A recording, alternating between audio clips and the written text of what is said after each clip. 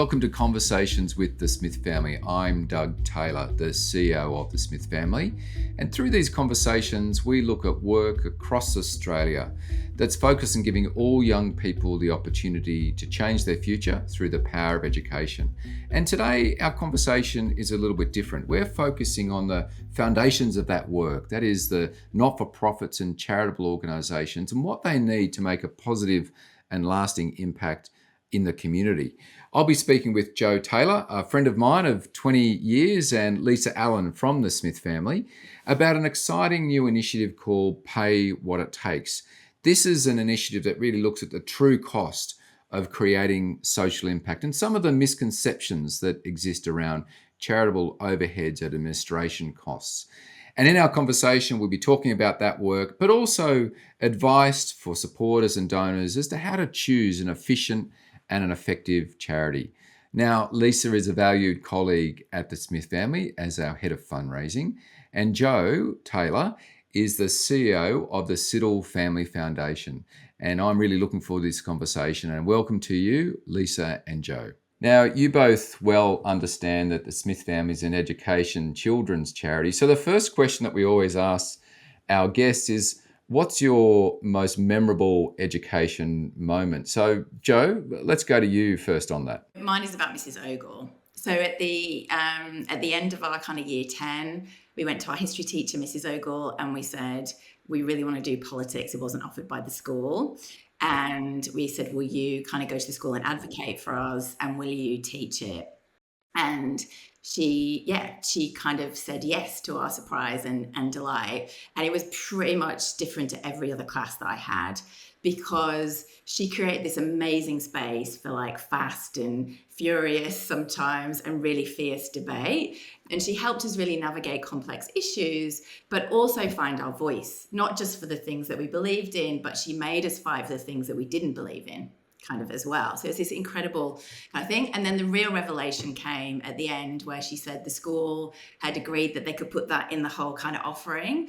But the real kicker was that after 2 years of debate, she kind of confessed to us that in the next election, she was going to change her political persuasion and vote for a party she'd never voted for in her whole life because of the debates. And so that was a real powerful experience about agency and influence and the real reciprocal nature of great education. And I really think that was a fundamental building block of the adult that I've become. Absolutely. I can see that in those early years of advocacy, Joe, and knowing you well, I can well imagine you kind of fronting up and advocating in that way. I can just imagine it. That's wonderful. Lisa, what about you? Yeah, mine is also a teacher reflection.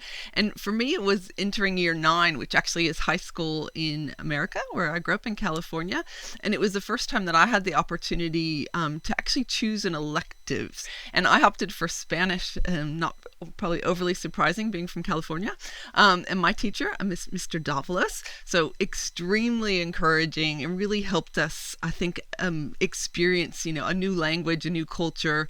And I can remember how exciting that was, as Joe was saying, like compared to science and English and math that we had done for years and years and years. So I think his passion really helped me realize, I think with effort and determination, kind of anything was possible, and really was a catalytic moment, because I think that's when education for me really started to open doors and spark that personal growth, encouraged me to look kind of beyond what was just in front of me and push my boundaries. Yeah, wonderful kind of new horizons that come from outstanding teachers, and kind of noteworthy that you both experienced different education systems too from outside Australia, and you brought all those experiences here in your work in Australia today. Thank you for that. Joe, many of our supporters and listeners are obviously people that aren't kind of day-to-day working in charities, doing all sorts of things across the Australian community. So many of them wouldn't be aware of this Pay What It Takes campaign and agenda, and you've been a driving force behind this. So can you give us a bit of an insight on what it's all about, how it began, and really what it's focused on? Sure. So let's start with the scale, because like you say, I think sometimes we don't really understand this sheer scale that we're talking about when we're talking about charities. So we're real economic powerhouses in Australia. And we employ like over 1.5 million people. We contribute almost 10% of our country's GDP. And, we employ 1 in 10 Aussie workers. So, sometimes we just think of charities as like feel-good, fringy organizations, but actually they're the bedrock of our country. Backbone of absolutely crucial services across the country. Everyday Australians access those services pretty much every day. And despite that importance to our everyday life, actually a lot of charities are on this financial tightrope. And again, we don't really kind of hear about that often. But research from super smart folks at Social Ventures Australia and Centre for the Social Impact, they looked at the record of over 16,000 charities, and they dove right into the data. And they paint this picture that a lot of our charities in Australia are on razor thin margins. They've got really limited reserves, and they're really worried that as our increased services or our demand for services go up, cost of living, crises that people are in, that we hear every day across the country, their funding isn't going up. So they're having to do a lot more with a lot less. They're worried that they can't keep their doors open in this economic kind of climate. So what is the culprit behind this financial vulnerability? Well, a lot of it is how we think every day about this idea of overheads and admin costs. And at the minute, we have this misguided belief that if you put your money towards admin costs, then your money isn't doing the best that it possibly can. That actually you want your money to go to the program kind of costs. But that boring stuff like IT, HR, finance, and being able to pay and recruit really skilled staff to do this really complex work, without that, like we can't do this work. So the Pay What It Takes campaign is about busting that myth and being really clear that a well-funded charity is a really effective charity. And it's time we change the conversations to how low can you get your overheads, to how much impact can you make, and what is the real cost of creating that impact. Yeah, fantastic. Thank you. Thanks, Joe. We'll come a bit more to thinking about impact and how we should shift the conversation and also think about transparency. We'll come to that. But Lisa, let's bring you in now too. And in many ways, this whole idea of admin ratios has become a marker of a good or bad charity. Why is that, do you think, a problematic way of actually measuring the efficiency and the effectiveness of a charity? We know sector research has shown that having those low admin costs or those overhead costs don't make a good measure of an effective charity. We know a charity could be spending very little on their overheads and still really fail to achieve kind of substantial goals or meaningful impact. So it's just important to recognize that every charity operates under a unique business model. We think about like a new not-for-profit having to make those upfront investments on really fundamental kind of infrastructure to start up, right? So things like an office fit out or IT and laptops, core operating software, even recruiting 2 new team members will have quite a substantial drain on resources or, investments that organization needs to get themselves up and running. Where you might look at then a charity providing direct services like food distribution you would expect lower admin costs compared to those that might be focused on research and advocacy and, really requires more specialized staff and equipment and resources. So I think, we started these conversations because it's too hard for one charity or one organization to really shift these misconceptions alone. So it takes an industry, it takes a body, it takes a family working together to achieve those and really address, I guess, the drivers and that change that we want to create. Thanks, Lisa. And it has been so great to see the kind of interest from funders and see the interest from charities in terms of really talking with this. And I think that gives you a clue to some of the tension and the challenges that we're experiencing. When I'm often talking to supporters and this conversation comes up, my kind of response is, so, when you walk into a hospital and you're taking a loved one there, do you ask about their administration costs? You don't. What you're focused on is this a safe place? Is it credible? And is my loved one going to get the outcome that they need in terms of their health and well-being? And it's the same for us, isn't it, in terms of the conversation that we want to be having. You guys are articulating that very eloquently. So Lisa, just thinking about how critical these overhead costs in terms of the day-to-day functioning of a charity and the impact, can you just kind of give us a sense of how connected they are to the impact we have on the ground in the community and the kind of the back office, the Yeah, relationship? most definitely, Doug. I mean, it was interesting. Joe and I were talking about it too, and I was saying, you wouldn't go to a restaurant either, knowing they didn't have qualified staff, or we don't pay them well, or I don't know, they haven't invested in hygiene, kind of multiple inefficient, processes to deliver your meal to you. So, we expect that experienced wait staff, we experience proper systems. We really want your reasonable time period for a meal to arrive. So, absolutely, kind of get that. So, yeah. It's interesting that the narrative out there seems to really have fostered this really unhelpful view that a charity should run on charity, because we are just like any other business. And I think we need that essential infrastructure to do our best work and have our desired impact. So when I think about kind of how critical overheads are and what they mean to the Smith family, if I put our hat on, without investing in IT or computers, we couldn't run our programs and, our learning and mentoring programs out there that touch so many children and really help them to get the most out of their education and gather those skills to change their life.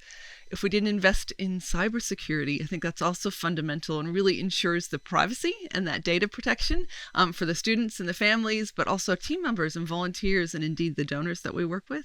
Also, investing in evaluating our work. So we wouldn't be able to measure the effectiveness or the impact of our programs if we weren't looking at evaluation and measurement. And we wouldn't be able to track kind of program outcomes or those short-term and long-term societal results that we also track. And those are crucial for us to continue to be accountable, not only to our families, but also to our donors. I'd say then also without investing in team members and volunteers through things like staff training, and Joe mentioned, recruitment, we wouldn't be able to deliver the level of impact and service that we do. And then lastly, fundraising. So, wouldn't be able to bring in that future income, grow the reach of our programs to ensure more children are supported with their education, but also plan effectively and be a sustainable organization into the future. So cutting corners kind of on any one of these costs really sacrifices our impact, creates risk for the children and the families we support, and for our staff and for those that support us. Yeah. Thank you, Lisa. And so glad you kind of brought in the element of risk. I think the first principle in any of our work is to do no harm. Before we do anything good, we want to make sure we do no harm in thinking about the vulnerable people that we're often supporting and the importance of enabling a safe environment for our team members and volunteers. And of course, that is an overhead cost. Putting in those practices that really safeguard and support people, a great kind of way to articulate the interrelationship between those core costs and those costs that connect with people. We have a lot of supporters listening to this podcast, Lisa. So thinking about them and how they choose the charities that they might support, practically, how do they kind of bring this decision making and the criteria for what charities to support, and what's the role of impact in that? So I think when discussing outcomes and impact, we often and very importantly focus on results, charities kind of activity in our efforts. So measuring kind of that effectiveness in achieving our goals and what might that look like. For examples, our goals around improving a children's literacy rates. We really want those outcomes gauged by how many kids are enhancing their literacy skills through our programs, and that effectiveness then ensures that positive impact. But we also know donors expect us to be financially responsible. So efficiency is also crucial in this piece. And I think managing our resources like our time and our money well. So both efficiency and effectiveness here are vital, I'd say. Efficiency shows, that we're doing things optimally, and that effectiveness shows that we're really making a difference. So we've chatted before about all those good reasons not to base a charity evaluation, I think, on admin costs. So when someone's looking for charity support, they really probably could take a much more holistic view. And so we've talked about assessing a program's effectiveness, so reviewing things like their impact reporting and, where they should be highlighting their achievements and their outcomes. And often for charities, those are often found in annual reports or across websites, good places to start. We then kind of go to other factors where you might look at kind of the impact or the direct impact on our beneficiaries. So looking for testimonials or feedback from the people that an organization would serve. Could also consider an organization's track record and kind of what's their history of achieving success and their goals over a period of time. I'd also recommend checking their financial health, so reviewing their financial statements, how the funds are allocated and how the funds are used. And as mentioned earlier, should be looking to where organizations are using their resources wisely. So how are they boosting their efficiency, and how are they maximizing impact?